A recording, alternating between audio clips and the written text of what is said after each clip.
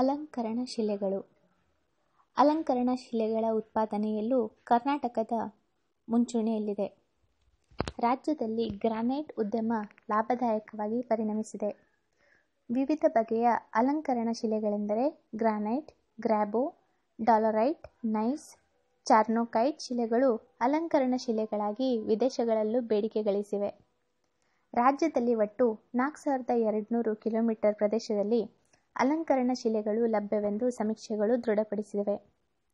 ವಿಶೇಷವಾಗಿ ಚಾಮರಾಜನಗರ, ಕೊಳ್ಳೇಗಾಲ, ಮಾಗಡಿ, ರಾಮನಗರ, ಕನಕಪುರ, ಶಿರಾ, ಚಿಂತಾಮಣಿ ಅತ್ಯುತ್ತಮ ದರ್ಜೆಯ ಅಲಂಕರಣ ಶಿಲೆಗಳನ್ನು ಉತ್ಪಾದಿಸುತ್ತಿವೆ. ಇಳಕಲ್ಲು ಪಿಂಕ್ ಗ್ರಾನೈಟ್ ಎಂಬುದು ವಿಶ್ವವಿಖ್ಯಾತ.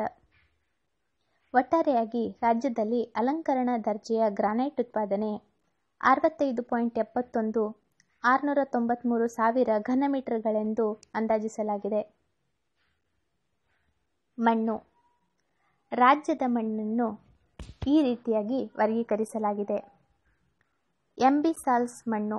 ಸಾಮಾನ್ಯವಾಗಿ ಹೊಸದಾಗಿ ಉಂಟಾದ ನೆರೆಯ ಪ್ರದೇಶಗಳಲ್ಲಿ ಈ ಬಗೆಯ ಮಣ್ಣು ಕಂಡುಬರುತ್ತದೆ.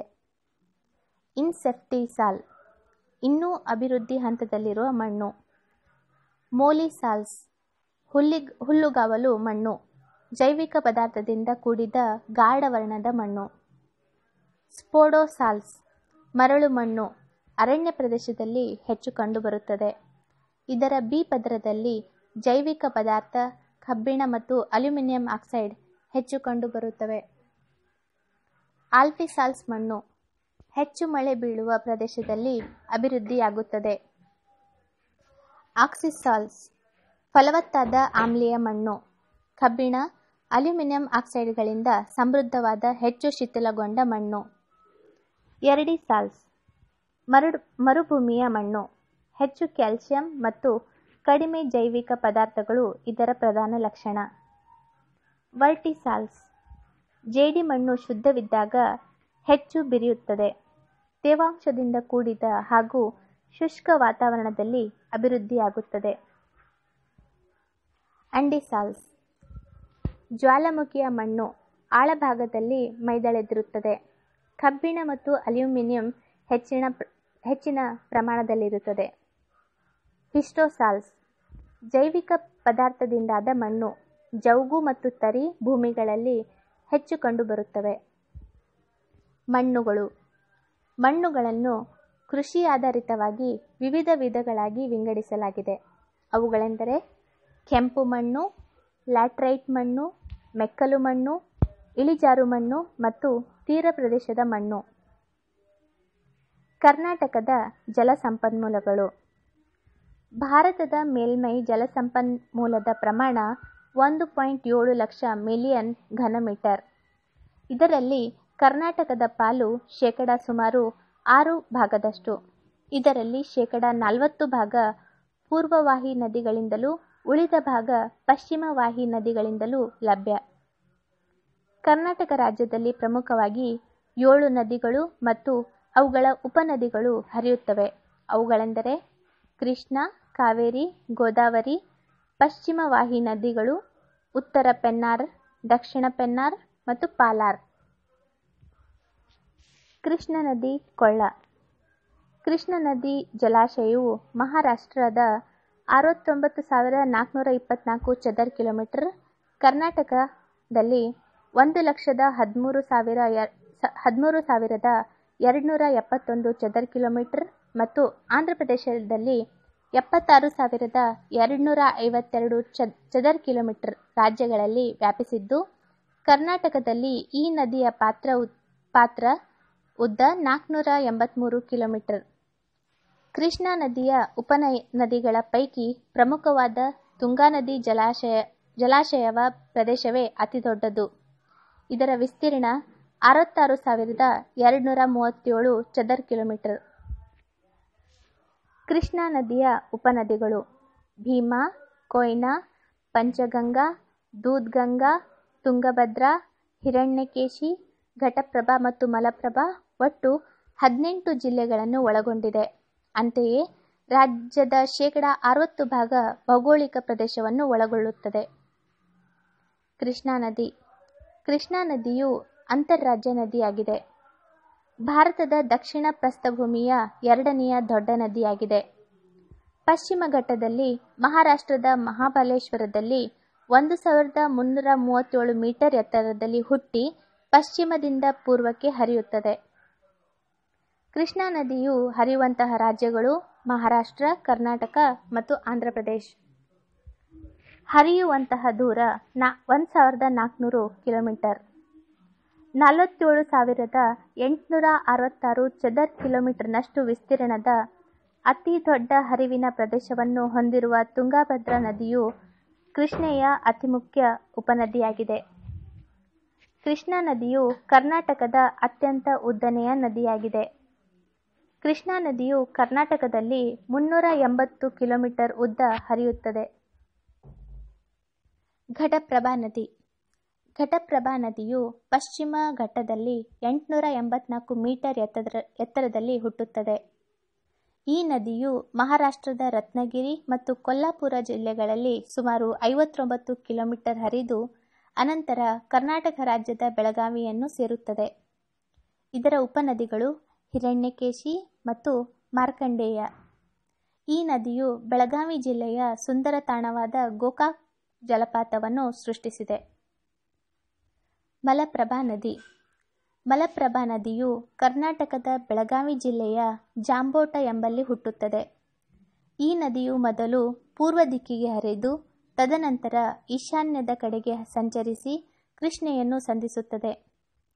ಇದರ ಉಪನದಿಗಳು ಬೆಣ್ಣೆಹಳ್ಳ, ಹಿರೇಹಳ್ಳ ಮತ್ತು ತಾಸ್ ನದಿಗಳು. ಸುಮಾರು 11,549 ಚದರ ಕಿಲೋಮೀಟರ್ ವಿಸ್ತೀರ್ಣದ ಜಲಾನಯನ ಪ್ರದೇಶವು ಪೂರ್ತಿಯಾಗಿ ಕರ್ನಾಟಕದಲ್ಲಿದೆ. ಭೀಮಾ ನದಿ. ಭೀಮಾ ನದಿಯು ಪಶ್ಚಿಮ ಘಟ್ಟಗಳಲ್ಲಿ ಹುಟ್ಟುತ್ತದೆ. ಇದು ಕರ್ನಾಟಕದ ಮೂಲಕ ಆಗ್ನೇಯ ಕಡೆಗೆ ಹರಿಯುತ್ತದೆ. ಭೀಮಾ ನದಿಯ ಒಟ್ಟು ಉದ್ದ 861 ಕಿಲೋಮೀಟರ್.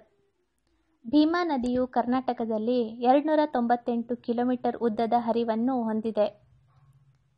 ಕರ್ನಾಟಕದಲ್ಲಿ ಭೀಮಾ ನದಿಯ ನೀರಾವರಿ ಕ್ಷೇತ್ರದ ವಿಸ್ತೀರ್ಣ 18,315 ಕಿಲೋಮೀಟರ್. ತುಂಗಭದ್ರಾ ನದಿ.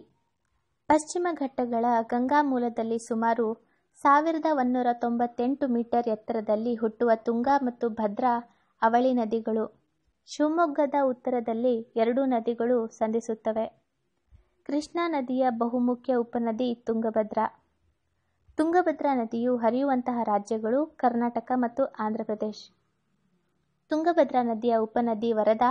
ಮತ್ತೊಂದು ಮುಖ್ಯವಾದ ಉಪನದಿ ಹಗರಿ ಅಥವಾ ವೇದಾವತಿ. ತುಂಗಭದ್ರಾ ನದಿಯ ಒಟ್ಟು ನೀರಾವರಿ ವಿಸ್ತೀರ್ಣ ಪ್ರದೇಶ 57,671 ಚದರ ಕಿಲೋಮೀಟರ್ನಷ್ಟು ಪ್ರದೇಶ ಕರ್ನಾಟಕದಲ್ಲಿದೆ. ಪಶ್ಚಿಮ ಘಟ್ಟಗಳಲ್ಲಿ ಸುಮಾರು 206 ಕಿಲೋಮೀಟರ್ ಉದ್ದದಷ್ಟು ಹರಿವನ್ನು ಹೊಂದಿದೆ. ವೇದಾವತಿ. ವೇದಾವತಿ ನದಿಯ ಮತ್ತೊಂದು ಹೆಸರು ಹಗರಿ. ಈ ನದಿಯು ಪಶ್ಚಿಮ ಘಟ್ಟಗಳ ಮುಳ್ಳಯ್ಯನಗಿರಿಯ ತಳಭಾಗದಲ್ಲಿ ಜನಿಸುತ್ತದೆ. ಇದು ಕರ್ನಾಟಕದ ಚಿಕ್ಕಮಗಳೂರು, ಚಿತ್ರದುರ್ಗ ಮತ್ತು ಬಳ್ಳಾರಿ ಜಿಲ್ಲೆಯಲ್ಲಿಯೂ ಮತ್ತು ಆಂಧ್ರಪ್ರದೇಶದ ಅನಂತಪುರ ಜಿಲ್ಲೆಯಲ್ಲಿಯೂ ಹರಿಯುತ್ತದೆ. ಇದರ ಒಟ್ಟು ಜಲಾನಯನ ಪ್ರದೇಶ 23,498 ಚದರ ಕಿಲೋಮೀಟರ್. ಈ ನದಿಯು ಕರ್ನಾಟಕ ಮತ್ತು ಆಂಧ್ರಪ್ರದೇಶ ರಾಜ್ಯಗಳಿಗೆ ರೇಖೆಯಾಗಿಯೂ ಹರಿಯುತ್ತದೆ. ಕಾವೇರಿ ನದಿ ಕೊಳ್ಳ. ಕಾವೇರಿ ನದಿಯು ಒಂದು ಅಂತರ್ರಾಜ್ಯ ನದಿಯಾಗಿದೆ. ಭಾರತದ ದಕ್ಷಿಣ ಪ್ರಸ್ಥಭೂಮಿಯಲ್ಲಿ ಹರಿದು ಬಂಗಾಳ ಕೊಲ್ಲಿಗೆ ಸೇರುವ 5 ನದಿಗಳಲ್ಲಿ ಒಂದಾಗಿದೆ. ಕಾವೇರಿ ನದಿ ಕೊಳ್ಳದ ವಿಸ್ತೀರ್ಣ 81,155 ಚದರ ಕಿಲೋಮೀಟರ್. ಇದರಲ್ಲಿ ತಮಿಳುನಾಡು ರಾಜ್ಯದಲ್ಲಿ 42.23% ಭಾಗವನ್ನು ಹೊಂದಿದೆ. ಕರ್ನಾಟಕದಲ್ಲಿ 3.53%, ಕೇರಳ ರಾಜ್ಯದಲ್ಲಿ 0.18% ಭಾಗವನ್ನು ಹೊಂದಿದೆ. ಪುದುಚೇರಿಯಲ್ಲಿಯೂ ಹರಡಿದೆ. ರಾಜ್ಯದಲ್ಲಿ ಕಾವೇರಿ ಪ್ರದೇಶವು 18% ಭಾಗವನ್ನು ಹೊಂದಿದೆ. ಕಾವೇರಿ ನದಿ. ಕಾವೇರಿ ನದಿಯು ದಕ್ಷಿಣ ಗಂಗೆ ಎಂದು ಖ್ಯಾತಿ ಪಡೆದಿದೆ. ಕಾವೇರಿಯು ಕೊಡಗು ಜಿಲ್ಲೆಯ ಪಶ್ಚಿಮ ಘಟ್ಟಗಳ ಬ್ರಹ್ಮಗಿರಿಯ ಬ್ರಹ್ಮಗಿರಿ ಪರ್ವತ ಶ್ರೇಣಿಯಲ್ಲಿರುವ ತಲಕಾವೇರಿಯಲ್ಲಿ ಜನಿಸುತ್ತದೆ. ಸಮುದ್ರ ಮಟ್ಟದಿಂದ 1341 ಮೀಟರ್ ಎತ್ತರದಲ್ಲಿ ಉಗಮಿಸುತ್ತದೆ. ಇದು ಬಂಗಾಳ ಕೊಲ್ಲಿಯನ್ನು ಸೇರುವ ಮೊದಲು 804 ಕಿಲೋಮೀಟರ್ ದೂರ ಕರ್ನಾಟಕ ರಾಜ್ಯ ಮತ್ತು ತಮಿಳುನಾಡಿನಲ್ಲಿ ಹರಿಯುತ್ತದೆ. ಕರ್ನಾಟಕದಲ್ಲಿ ಇದರ ಉದ್ದ 320 ಕಿಲೋಮೀಟರ್. ಕರ್ನಾಟಕದಲ್ಲಿ ಇದರ ಪ್ರಮುಖ ಉಪನದಿಗಳೆಂದರೆ ಹೇಮಾವತಿ, ಲಕ್ಷ್ಮಣತೀರ್ಥ, ಹಾರಂಗಿ, ಕಬಿನಿ, ಸುವರ್ಣಾವತಿ, ಲೋಕಪಾವನಿ, ಶಿಂಷಾ ಮತ್ತು ಅರ್ಕಾವತಿ. ಕಬಿನಿ ಹೊರತುಪಡಿಸಿ ಉಳಿದ ಎಲ್ಲ ಉಪನದಿಗಳು ರಾಜ್ಯದಲ್ಲೇ ಉಗಮಿಸಿ ಕಾವೇರಿ ನದಿಯನ್ನು ಸೇರುತ್ತವೆ. ಈ ನದಿಯ 3 ಮುಖ್ಯ ದ್ವೀಪಗಳೆಂದರೆ ಶ್ರೀರಂಗಪಟ್ಟಣ, ಶಿವನಸಮುದ್ರ ಮತ್ತು ಶ್ರೀರಂಗ. ದೇಶದಲ್ಲೇ ಪ್ರಪ್ರಥಮ ಜಲವಿದ್ಯುತ್ ಉತ್ಪಾದನೆಯಾದದ್ದು ಡಾರ್ಜಿಲಿಂಗ್ ಆಗಿರದೆ ಬೆಳಗಾವಿ ಜಿಲ್ಲೆಯ ಗೋಕಾಕ್ ಫಾಲ್ಸ್ನಲ್ಲಿ 1887ರಲ್ಲಿ. ಶಿವನಸಮುದ್ರದಲ್ಲಿ ನಿರ್ಮಿತಗೊಂಡ ಮತ್ತು ಜಲವಿದ್ಯುತ್ ಯೋಜನೆ 1902ರಲ್ಲಿ ಏಷ್ಯಾದಲ್ಲಿಯೇ ಮೊದಲನೆಯದಾಗಿದೆ. ಕಾವೇರಿ ನದಿಗೆ ಅಡ್ಡಲಾಗಿ ಶ್ರೀರಂಗಪಟ್ಟಣದ ಹತ್ತಿರ ಕನ್ನಂಬಾಡಿ ಅಥವಾ ಕೃಷ್ಣರಾಜಸಾಗರ ಅಣೆಕಟ್ಟನ್ನು 1931ರಲ್ಲಿ ನಿರ್ಮಿಸಲಾಯಿತು. ಕಾವೇರಿ ಅರಿವಿನಲ್ಲಿರುವ ಜಲಪಾತಗಳೆಂದರೆ ಚುಂಚನಕಟ್ಟೆ, ಶಿವನಸಮುದ್ರ ಮತ್ತು ಹೊಗೆಕೆನಲ್ ಮುಂತಾದವುಗಳು. ಶಿವನಸಮುದ್ರದ ಹತ್ತಿರ ಪಶ್ಚಿಮದತ್ತ ಇರುವ ಜಲಪಾತಗಳನ್ನು ಗಗನಚುಕ್ಕಿ ಎಂದೂ, ಪೂರ್ವದತ್ತ ಇರುವ ಜಲಪಾತವನ್ನು ಭರಚುಕ್ಕಿ ಎಂದು ಪ್ರಖ್ಯಾತವಾಗಿವೆ. ಹೇಮಾವತಿ ನದಿ. ಹೇಮಾವತಿ ಕಾವೇರಿಯ ಪ್ರಮುಖ ಉಪನದಿಗಳಲ್ಲಿ ಒಂದು. ಇದು ಪಶ್ಚಿಮ ಘಟ್ಟಗಳಲ್ಲಿ ಬಲ್ಲಾಳರಾಯನ ದುರ್ಗದ ಬಳಿ 1219 ಮೀಟರ್ ಎತ್ತರದಲ್ಲಿ ಹುಟ್ಟಿ ಆಗ್ನೇಯದ ಕಡೆಗೆ ಹರಿಯುತ್ತದೆ. ಉತ್ತರದಲ್ಲಿ ಯಗಚಿ ನದಿಯನ್ನು ಸೇರಿಕೊಂಡು ಹೊಳೆನರಸೀಪುರವನ್ನು ಸುತ್ತಿ ದಕ್ಷಿಣಕ್ಕೆ ಪ್ರರಹಿಸಿ ಕೃಷ್ಣರಾಜಸಾಗರ ಬಳಿ ಕಾವೇರಿಯನ್ನು ಸಂಧಿಸುತ್ತದೆ. ಇದರ ಜಲಾನಯನದ ಉದ್ದ 5410 ಚದರ ಕಿಲೋಮೀಟರ್. ನದಿಯ ಉದ್ದ ಸಾಧಾರಣವಾಗಿ 245 ಕಿಲೋಮೀಟರ್. ಕಪಿಲ ಅಥವಾ ಕಬಿನಿ ನದಿ. ಕಬಿನಿ ನದಿಯು ಅಂತರ್ರಾಜ್ಯ ನದಿಯಾಗಿದ್ದು ಇದು ಕರ್ನಾಟಕ, ಕೇರಳ, ತಮಿಳುನಾಡು ರಾಜ್ಯಗಳಲ್ಲಿ ಹರಿಯುತ್ತದೆ. ಕಾವೇರಿಯ ಉಪನದಿ ಕಬಿನಿ. ಈ ನದಿಯು ಉತ್ತರ ವೈನಾಡಿನ ಪಶ್ಚಿಮ ಘಟ್ಟಗಳಲ್ಲಿ 2140 ಮೀಟರ್ ಎತ್ತರದಲ್ಲಿ ಜನ್ಮ ತಾಳುವ ಮಾನಂತವಾಡಿ ಪುಳ ಮತ್ತು ಪಾನಂಬ್ರ ಪುಳ ಎಂಬ 2 ಹೊಳೆಗಳಿಂದ ಉಂಟಾಗಿದೆ. ಕಬಿನಿಯು ತಿರುಮಲ ಕೂಡಲು ನರಸೀಪುರ ಬಳಿ ಕಾವೇರಿಯನ್ನು ಸೇರುತ್ತದೆ. ಈ ಸ್ಥಳವು ಪವಿತ್ರ ಕ್ಷೇತ್ರವೆಂದು ಪ್ರಸಿದ್ಧಿಯಾಗಿದೆ. ಕಬಿನಿಯು ಸರ್ವಋತು ನದಿಯಾಗಿದೆ. ಕಬಿನಿ ನದಿಯ ಉದ್ದ 230 ಕಿಲೋಮೀಟರ್. ಇದರ ಜಲಾನಯನ ಪ್ರದೇಶ ಸುಮಾರು 7040 ಚದರ ಕಿಲೋಮೀಟರ್. ಅರ್ಕಾವತಿ. ಅರ್ಕಾವತಿಯು ನಂದಿದುರ್ಗದ ಬೆಟ್ಟಗಳಲ್ಲಿ 1480 ಮೀಟರ್ ಎತ್ತರದಲ್ಲಿ ಉದ್ಭವಿಸುತ್ತದೆ. ಈ ನದಿಯ ಉದ್ದ 161 ಕಿಲೋಮೀಟರ್. ಇದರ ಹರಿವಿನ ಪ್ರದೇಶ 4351 ಚದರ ಕಿಲೋಮೀಟರ್ ಇದೆ. ಕುಮುದ್ಯತಿ, ವೃಷಭಾವತಿ ಈ ನದಿಯ ಉಪನದಿಗಳಾಗಿವೆ. ಶಿಂಷಾ. ಶಿಂಷಾ ನದಿಯು ತುಮಕೂರು ಜಿಲ್ಲೆಯಲ್ಲಿರುವ ತಿಪಟೂರು ತಾಲೂಕಿನಲ್ಲಿ ಹುಟ್ಟುತ್ತದೆ. ಇದು ಕಾವೇರಿಯ ಉಪನದಿಯಾಗಿದೆ. ಈ ನದಿಯು ತುಮಕೂರು ಮತ್ತು ಮಂಡ್ಯ ಜಿಲ್ಲೆಗಳಲ್ಲಿ ಹರಿಯುತ್ತದೆ. ಶಿಂಷಾ ನದಿಯನ್ನು ಮದ್ದೂರ ಹೊಳೆ ಎಂದು ಕರೆಯುತ್ತಾರೆ. ಇದರ ಹರಿವಿನ ಪ್ರದೇಶ 8470 ಚದರ ಕಿಲೋಮೀಟರ್. ವೀರವೈಷ್ಣವಿ, ಕಣಿಹಳ್ಳ, ಚಿಕ್ಕಹೊಳೆ, ಹೆಬ್ಬಹಳ್ಳ, ಮುಲ್ಲಹಳ್ಳ ಮತ್ತು ಕಣ್ವ ನದಿಗಳು ಈ ನದಿಯ ಉಪನದಿಗಳು. ಸುವರ್ಣಾವತಿ.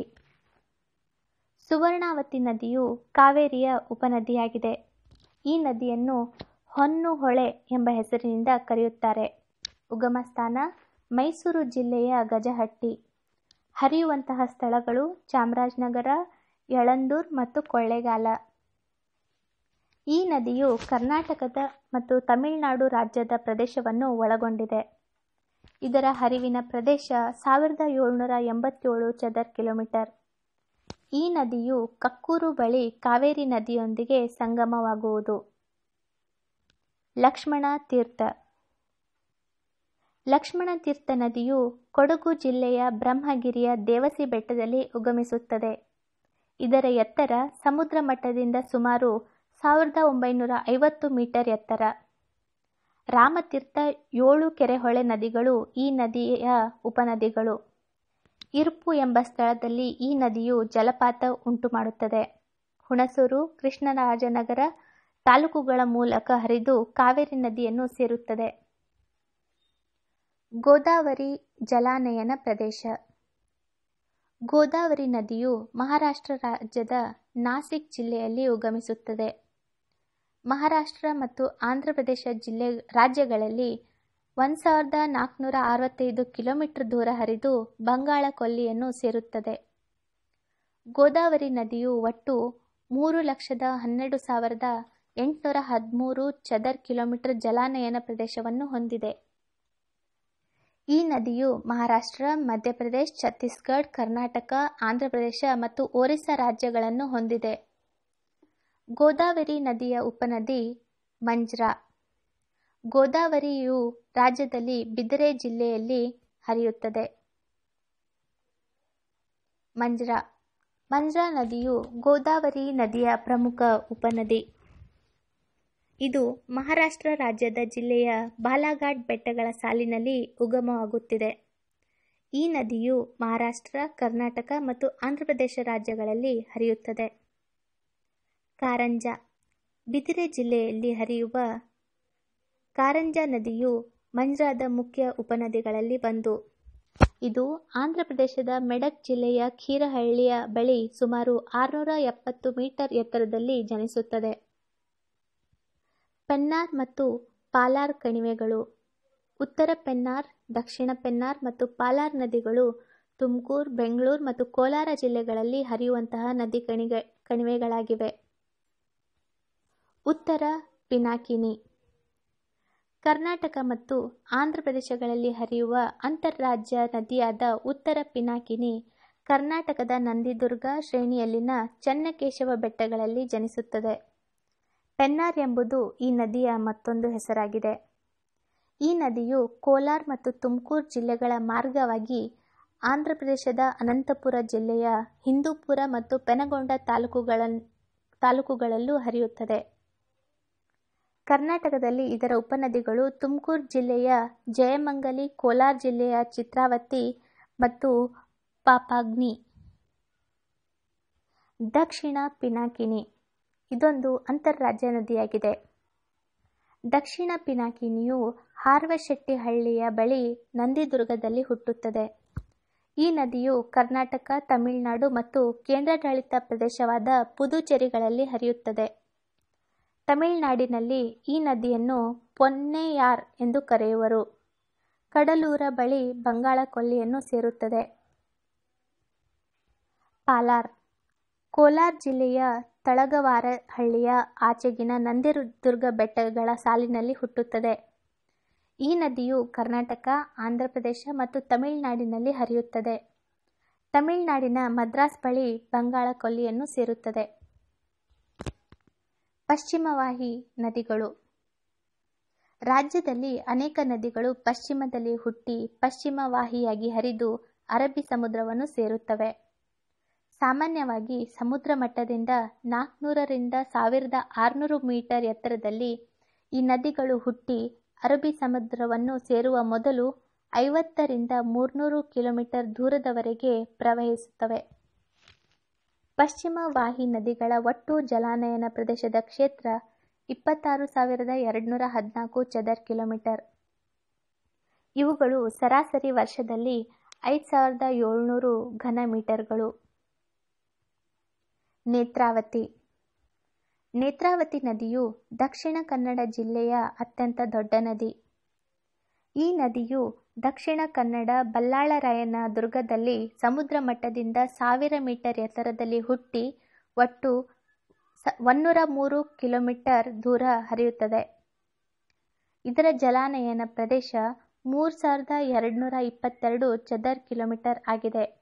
ಇದು ಚಾರ್ಮುಡಿ ಬೆಟ್ಟಗಳ ಸಾಲಿನಲ್ಲಿ ಸಂಸ್ಥೆಯ ಬಳಿ ಹುಟ್ಟಿದ್ದರೂ ವಿಷ್ಣುವಿನ ಅವತಾರವಾದ ವರಾಹ ಪರ್ವತದಲ್ಲಿನ ವರಾಹದ ನೇತ್ರದಿಂದ ಹರಿದು ಬರುವುದರಿಂದ ಈ ಹೆಸರು ಬಂದಿತೆಂದು ಐಹಿತ್ಯವಿದೆ. ನೇತ್ರಾವತಿ ನದಿಯ ಪ್ರಮುಖ ಉಪನದಿಗಳೆಂದರೆ ನೆರೆಯ ಹೊಳೆ, ಕುಮಾರಧಾರ, ಬೆಳ್ತಂಗಡಿ ಹೊಳೆ ಮತ್ತು ಶಿಶಿಲ ಹೊಳೆ. ಇದು ಮಂಗಳೂರಿನ ಸಮೀಪ ಅರಬ್ಬಿ ಸಮುದ್ರವನ್ನು ಸೇರುತ್ತದೆ. ಕಾಳಿ ನದಿ. ಬಹುಮುಖ್ಯವೂ ಪಶ್ಚಿಮಗಾಮಿಯೂ ಆದ ಕಾಳಿ ನದಿಯು ಉತ್ತರ ಕನ್ನಡ ಜಿಲ್ಲೆಯ ಪಶ್ಚಿಮ ಘಟ್ಟಗಳಲ್ಲಿ ಹುಟ್ಟುತ್ತದೆ. ಇದರ ಉದ್ದ 153 ಕಿಲೋಮೀಟರ್. ಇದು ಕಾರವಾರದ ಬಳಿ ಅರಬ್ಬಿ ಸಮುದ್ರವನ್ನು ಸೇರುತ್ತದೆ. ಈ ನದಿಯು ಕಪ್ಪು ಬಂಡೆಗಳ ಮೂಲಕ ಹರಿಯುವುದರಿಂದ ಅದು ಕಪ್ಪಾಗಿ ಕಾಣಿಸುತ್ತದೆ. ಆದ್ದರಿಂದ ಇದಕ್ಕೆ ಕಾಳಿ ಎಂಬ ಹೆಸರು ಅನ್ವರ್ಥವಾಯಿತು. ಈ ನದಿಯ ಮುಖ್ಯ ಉಪನದಿಗಳು ಪಾಂಡರಿ, ತಟ್ಟಹಳ್ಳಿ, ಕಾವೇರಿ ಮತ್ತು ವಾಕಿ. ಕಾಳಿ ಮತ್ತು ಅದರ ಉಪನದಿಗಳಲ್ಲಿ ಜಲವಿದ್ಯುತ್ ಉತ್ಪಾದನೆಯ ಬೃಹತ್ ಸಂಕೀರ್ಣವನ್ನು ಕಟ್ಟಲಾಗುತ್ತಿದೆ. ಶರಾವತಿ. ಶರಾವತಿ ನದಿಯು ಶಿವಮೊಗ್ಗ ಜಿಲ್ಲೆಯ ತೀರ್ಥಹಳ್ಳಿ ತಾಲೂಕಿನ ಅಂಬುತೀರ್ಥದ ಬಳಿ ಜನಿಸುತ್ತದೆ. ಶ್ರೀರಾಮನು ಶರ ಹೊಡೆದು ನಾಟಿದ ಜಾಗದಿಂದ ಹುಟ್ಟಿದುದರಿಂದ ಇದಕ್ಕೆ ಶರಾವತಿ ಎಂದು ಹೆಸರು. ಇದರ ಉದ್ದರ ಸುಮಾರು 122 ಕಿಲೋಮೀಟರ್. ಜೋಗ ಬಳಿ 25 ಕಿಲೋಮೀಟರ್ ಎತ್ತರದಿಂದ ಬೀಳುವ ಈ ನದಿಯು ಜಲಪಾತವು ಜಗತ್ಪ್ರಸಿದ್ಧವಾಗಿದೆ. ಶರಾವತಿ ಜಲವಿದ್ಯುತ್ ಕೇಂದ್ರ ಕರ್ನಾಟಕಕ್ಕೆ ಬಹುಮುಖ್ಯವಾದ ವಿದ್ಯುತ್ ಉತ್ಪಾದನಾ ಕೊಡುಗೆಯಾಗಿದೆ. ಇದು ಉತ್ತರ ಕನ್ನಡದ ಹೊನ್ನಾವರದ ಬಳಿ ಅರಬ್ಬಿ ಸಮುದ್ರವನ್ನು ಸೇರುತ್ತದೆ. ಬೆಡ್ತಿ. ಬೆಡ್ತಿ ನದಿಗಿರುವ ಮತ್ತೊಂದು ಹೆಸರು ಗಂಗಾವಳಿ. ಈ ನದಿಯು ಧಾರವಾಡ, ಹುಬ್ಬಳ್ಳಿ ಸುತ್ತಮುತ್ತಲಿನ ಬೆಟ್ಟಗಳ ಸಾಲಿನ ತಪ್ಪಲಿನಲ್ಲಿ ಉದ್ಭವಿಸುತ್ತದೆ. ಈ ನದಿಯ ಉದ್ದ ಸುಮಾರು 152 ಕಿಲೋಮೀಟರ್. ಇದು ಉತ್ತರ ಕನ್ನಡ ಜಿಲ್ಲೆಯ ಅಂಕೋಲಾ ತಾಲೂಕಿನ ಗಂಗಾವಳಿ ಹಳ್ಳಿಯ ಬಳಿ ಅರಬ್ಬಿ ಸಮುದ್ರವನ್ನು ಸೇರುತ್ತದೆ. ಈ ನದಿಯು ಮಾಗೋಡು ಜಲಪಾತವನ್ನು ಸೃಷ್ಟಿಸಿದೆ. ಸುಮಾರು 137 ಮೀಟರ್ ಎತ್ತರದಿಂದ ಧುಮುಕುತ್ತದೆ. ಹಾಗಾಗಿ ಇದಕ್ಕೆ ಮಾಗೋಡು ಜಲಪಾತವೆಂತಲೂ ಕರೆಯುವರು. ಮಹಾದಾಯಿ. ಮಹಾದಾಯಿ ನದಿಯು ಬೆಳಗಾವಿ ಜಿಲ್ಲೆಯ ಖಾನಾಪುರ ತಾಲೂಕಿನ ತೆಗಾಂವೆ ಹಳ್ಳಿಯ ಬಳಿ ಹುಟ್ಟುತ್ತದೆ. ಇದು ಕರ್ನಾಟಕ ಮತ್ತು ಗೋವಾಗಳಲ್ಲಿ ಹರಿಯುವ ಅಂತರ್ರಾಜ್ಯ ನದಿಯಾಗಿದೆ. ಗೋವಾದಲ್ಲಿ 45 ಕಿಲೋಮೀಟರ್ ಉದ್ದ ಹರಿಯುತ್ತದೆ. ಈ ನದಿಯ ಒಟ್ಟು ಜಲಾನಯನ ಕ್ಷೇತ್ರ 2008 ಚದರ್ ಕಿಲೋಮೀಟರ್. ಕರ್ನಾಟಕದಲ್ಲಿ 455 ಚದರ್ ಕಿಲೋಮೀಟರ್ ಮತ್ತು ಗೋವಾದಲ್ಲಿ 1553 ಚದರ್ ಕಿಲೋಮೀಟರ್ ಇದೆ. ಗೋವಾದಲ್ಲಿ ಈ ನದಿಯನ್ನು ಮಾಂಡೇವಿ ಎಂದು ಕರೆಯುವರು. ಗೋವಾದ ಪಣಜಿ ಬಳಿ ಈ ನದಿಯು ಅರಬ್ಬಿ ಸಮುದ್ರವನ್ನು ಸೇರುತ್ತದೆ. ಅಘನಾಶಿನಿ. ಅಘನಾಶಿನಿ ಪಾಪನಾಶಿನಿ ಎಂದು ಅರ್ಥ. ಇದು ಉತ್ತರ ಕನ್ನಡ ಜಿಲ್ಲೆಯ ಶಿರ್ಸಿ ತಾಲೂಕಿನಲ್ಲಿ ಹುಟ್ಟುತ್ತದೆ. ಈ ನದಿಯ ಉದ್ದ 121 ಕಿಲೋಮೀಟರ್. ವಾರಾಹಿ ಅಥವಾ ಹಾಲಾಡಿ. ವಾರಾಹಿ ನದಿಗಿರುವ ಇನ್ನೊಂದು ಹೆಸರೇ ಹಾಲಾಡಿ. ವಾರಾಹಿ ನದಿಯು ಶಿವಮೊಗ್ಗ ಜಿಲ್ಲೆಯ ಹೊಸನಗರ ತಾಲೂಕಿನ ಗುಡ್ಡೆಕೊಪ್ಪದ ಬಳಿ ಜನ್ಮ ತಾಳುತ್ತದೆ. ಈ ನದಿಯು ಕುಂಚಿಕಲ್ ಜಲಪಾತವನ್ನು ಸೃಷ್ಟಿಸಿದೆ. ಇದು ಉಡುಪಿ ಜಿಲ್ಲೆಯ ಕುಂದಾಪುರದ ಹತ್ತಿರ ಅರಬ್ಬಿ ಸಮುದ್ರವನ್ನು ಸೇರುತ್ತದೆ. ಬರಪೊಳೆ. ಇದು ಕೊಡಗು ಜಿಲ್ಲೆಯ ಪಶ್ಚಿಮ ಘಟ್ಟಗಳಲ್ಲಿ ಹುಟ್ಟುತ್ತದೆ. ಬರಪೊಳೆ ಎಂಬ ಹೆಸರಿನ ಉತ್ಪತ್ತಿ ಎಂದರೆ ನದಿ ಎಂಬುದರಿಂದ ಆಗಿದೆ. ಈ ನದಿಯು ಕಡಿದಾದ ಸಾಮಾನ್ಯವಾಗಿ ನೇರವಾಗುವ ಪ್ರಪಾತಗಳ ದಡದಿಮದ ಕೂಡಿದ ಆಳವಾದ ಕಂದರದಲ್ಲಿ ಹರಿಯುತ್ತದೆ.